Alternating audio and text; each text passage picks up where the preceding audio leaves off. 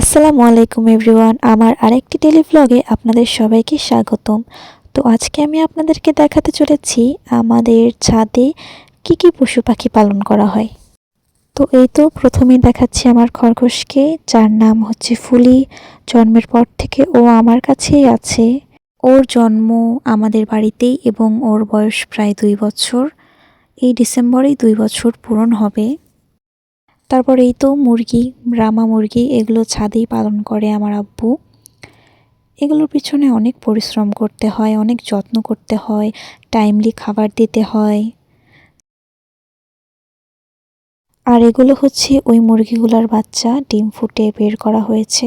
তারপর এই তো আব্বুর কবুতরও আছে, দেশি আছে, গিরিবাজ আছে, আরও কি কি যেন আছে, আমি নাম জানি না। এবং এই যে কবুতরের বাচ্চা। তো এই তো এই কয়টা পশু পাখি আমাদের ছাদে পালন করা হয়। আরও আছে অনেক গাছগাছালি, বাগান, সবজির ক্ষেত। এগুলো আমার আব্বু আম্মু দুজন মিলিয়ে আর কি করে। যাই হোক, আজকের মতো এতটুকুই। আবার আরেকদিন আরেকটা ভিডিও নিয়ে আসবো। ততদিন পর্যন্ত ভালো থাকবেন। আল্লাহ হাফেজ।